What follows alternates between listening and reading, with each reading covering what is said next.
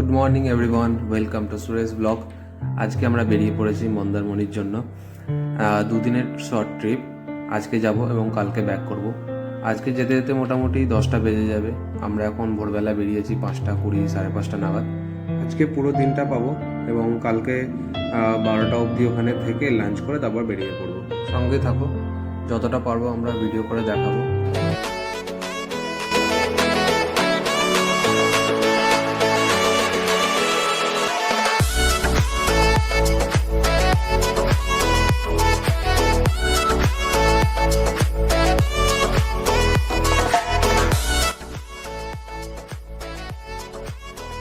Good morning everyone. এখন আমরা চলে এসেছি দেউলটির কাছাকাছি কোনো একটা জায়গায়। তো আমরা চা খেলাম। এখানে বৃষ্টি হওয়ার মতন কুয়াশা পড়েছে, আমরা প্রায় ভিজে গেছি। ও ইঞ্জিনার করে আছে, বাট আমার অবস্থা খুব খারাপ।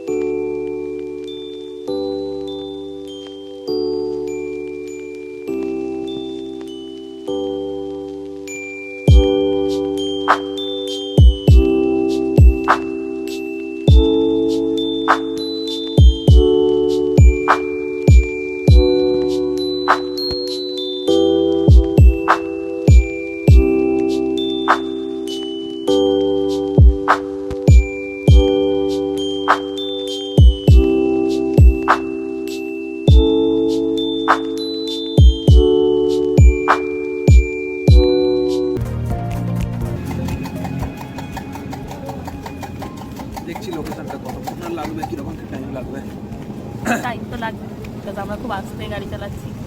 আর আলটিমেট মানে যে টাইমে ভেবেছিলাম তার মধ্যে পৌঁছে যাবো এক্সপেক্টেড। কারণ এখন একটুখানি কুয়াশাটা আগের থেকে একটু ক্লিয়ার হয়ে গেছে, তো চালাতে পারবো ভালো করে। এতক্ষণ ঠিক করে চালাতে পারছিলাম না, প্লাস আমার চশমাটাও বারবার ফগ হয়ে যাচ্ছে, বারবার ক্লিক করতে হচ্ছিলো, প্রবলেম হচ্ছিলো। এখন মোটামুটি ঠিক আছে। এখন ব্রেকফাস্ট করবো। ব্রেকফাস্টে আমরা ঠিক আছে ডিম টোস্ট, অমলেট, চা এইসবই খাবো।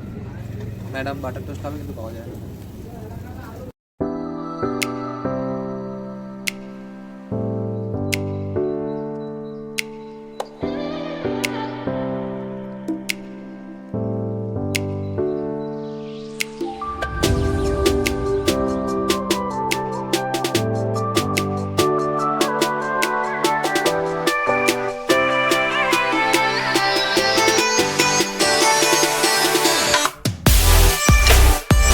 করা, রেস্ট নেওয়া, গাড়িকেও একটু রেস্ট দেওয়া হয়ে গেল, কারণ কন্টিনিউয়াসলি অনেকক্ষণ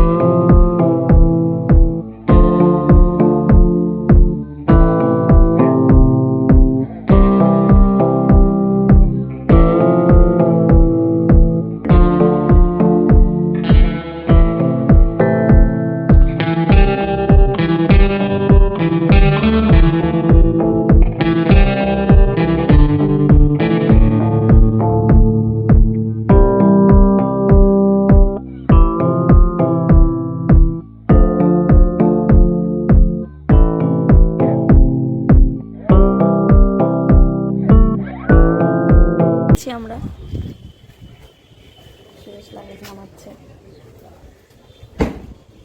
বিচ সাইডের একটা রিসর্টেই আমরা উঠেছি। See? এই রিসর্টেই আমরা উঠেছি। এই একই নামে ওনাদের আরও একটি রিসর্ট রয়েছে, তো যেটা এটার ঠিক অপোজিট সাইড। ঢোকার পরেই লেফট সাইডে ওনাদের রিসেপশন। এখানে গিয়ে আপনি রুমের ব্যাপারে কথা বলতে পারেন এবং কী কী সার্ভিস অ্যাভেলেবেল আছে সব কিছু জানতে পারেন। তো এই রিসর্টটা বিচের সঙ্গে অ্যাটাচড। কেউ 4 হুইলার নিয়ে আসতে চাইলে আসতে পারেন, এখানে যথেষ্ট স্পেস আছে, দেখতেই পাচ্ছেন। আমরা 2 হুইলার নিয়ে এসেছি, এখানে 2 হুইলার রাখারও জায়গায় রয়েছে। মন্দারমণিতে বিভিন্ন ধরনের প্রাইসের রুম পাওয়া যায়, সেটা আপনি আপনার বাজেট মতো দেখে নেবেন।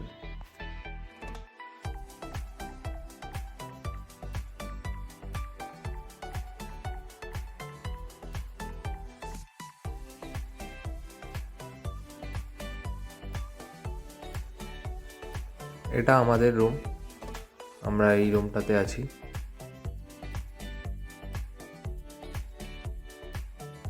চলুন সামনের দিকটা একটু দেখিয়ে নিয়ে আসি, এদিকের ভিউটা কেমন রয়েছে।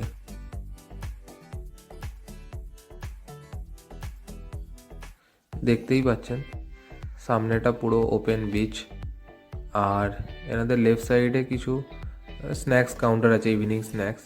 এখানে বসে আপনি টাইম স্পেন্ড করতে পারেন। তো আমরা হোটেলে চেক ইন করে নিয়েছি, এখন আমরা রুম থেকে বেরোলাম, বেরিয়ে একটু হালকা বিচে একটা রোদ উঠেছে, ভীষণ ভালো লাগছে। রোদের সরি আমি বলতে চাচ্ছিলাম রোদের দিকে যাচ্ছি না, বিচের দিকে যাচ্ছি। পাওয়া যাবে এটা গেট আমাদের, আর এটা হচ্ছে বিচের সি। আর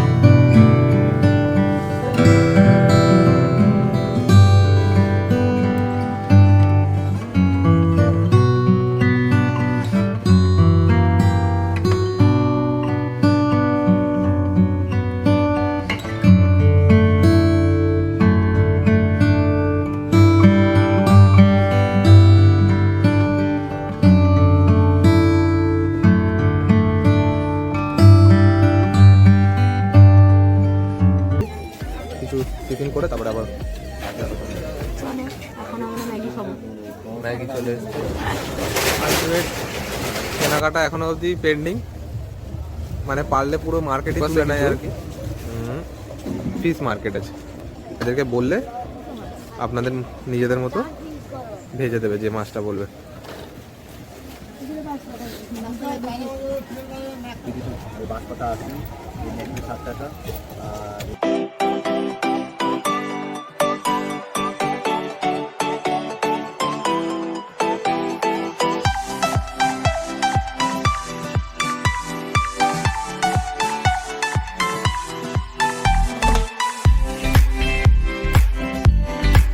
আমাদের তোপসে ফ্রাই হচ্ছে, আমরা ততক্ষণ একটুখানি সমুদ্রের ঢেউ আওয়াজ দেখাতে যাবো। যদি এদিকটা পুরোটা অন্ধকার, কিছু বোঝা যাবে না ক্লিয়ার, তো আমরা যাচ্ছি। আওয়াজটা তোমাদের শোনানোর জন্যই যাওয়া, কিছু দেখা তো যাবে না, তাও চেষ্টা করব। কিছু দেখা যাচ্ছে না, শুধু স্রোতের শব্দ। এদিকে একটা দূরে লাইট দেখা যাচ্ছে, যেটা হচ্ছে একটা বোট রয়েছে ওপাশে, সেটার লাইট। আর খুব বড় বড় ঢেউ আসছে এবং আমরা বুঝতে পারছি না, মেজারমেন্ট করতে পারছি না, সেই কারণে আমরা সামনের দিকে যেতে পারছি না, কারণ বিচটা সম্পূর্ণ ফাঁকা। দেখি আমাদের তোপসে ফ্রাই গিয়ে রেডি হয়ে গেছে কিনা। সুরেশ পেমেন্ট করছে, এখন নিয়ে নিয়েছি আমরা।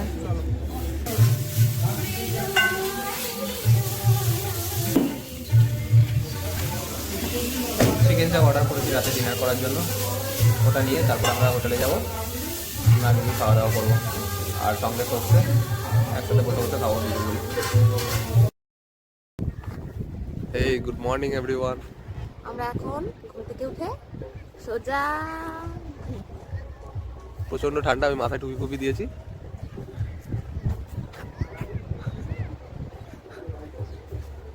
দেখাতে চাইছি ঠান্ডায় আমি কেন, কারণ আমি একটু জলে নামবো, আমার জিন্সের প্যান্ট ভিজে যাবে না।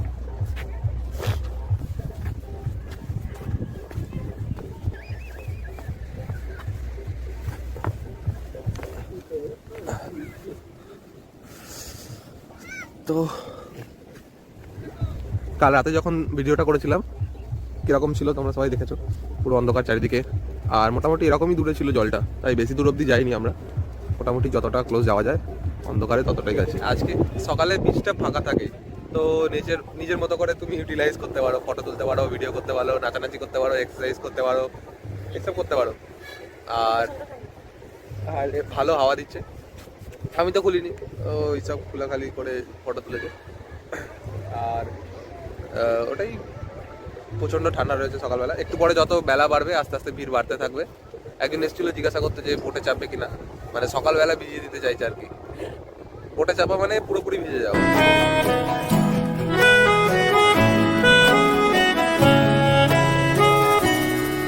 তাকে অল্প কাছে ডাকছি, আর আগলে আগলে রাখছি, তবু অল্পেই হারাচ্ছে আবার। তাকে ছোঁবো ছোঁবো ভাবছি, আর ছুঁয়ে পালাচ্ছি, ফের তাকে ছুঁতে যাচ্ছে আবার। অভিমান পিছু না, তাকে পিছু ফেরা, তার কানে না যায় পিছুড়া। আমার মুখ বুঝেই তাকে ডাকছে আমার। বাইরে গরম চা খেতে যাবো, চা ফা খেয়ে আর একটু বেলার দিকে আসবে একটু, তারপরে চেক আউট করে বেরোবো, বেরিয়ে আমরা আবার বাড়ির দিকে রওনা দেবো। তো এখন আমরা এই যে মন্দিরের সামনে, চা পেয়েছে, চায়ের দোকান এখন অবধি রেডি হয়নি, বেশ কিছু আর কিছু হয়েছে যেগুলো রাস্তায় দাঁড়িয়ে খেতে হবে, তো বসে খাবে, সেই জন্য ঝগড়া করছে। চল চা খেয়ে আসি।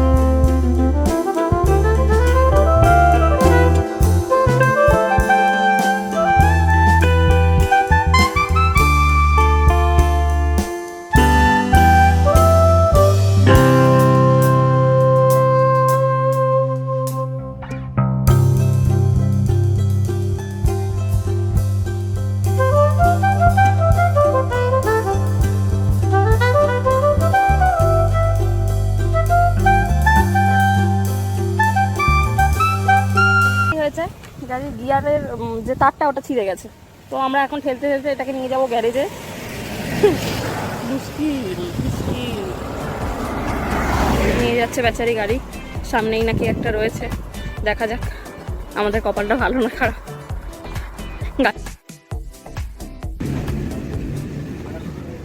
গাড়িটা খারাপ হয়ে গেছে, এখন একটা এই রীতা সার্ভিসিং সেন্টার, খুবই কপাল ভালো যে কাছাকাছির মধ্যে পেয়ে গেছি, না হলে অনেক দূর ঠেলতে ঠেলতে যেতে হতো।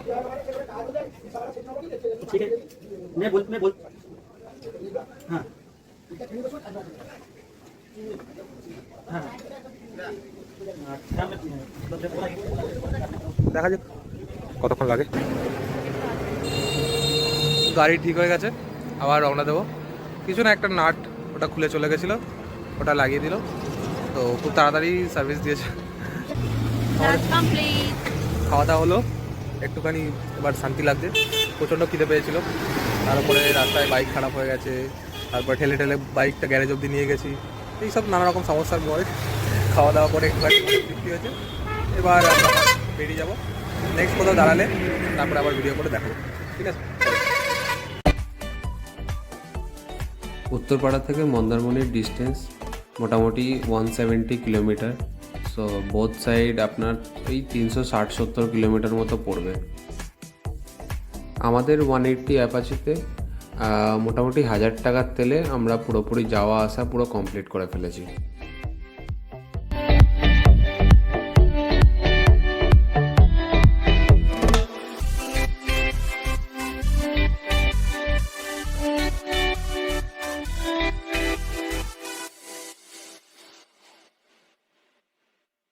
তোমরা দেখতে পাচ্ছ আমি প্রচণ্ডভাবে টায়ার্ড হয়ে গেছে বাইক রাইড করে। কেমন লাগলো আমাদের ব্লগ সবাই অবশ্যই জানাবে।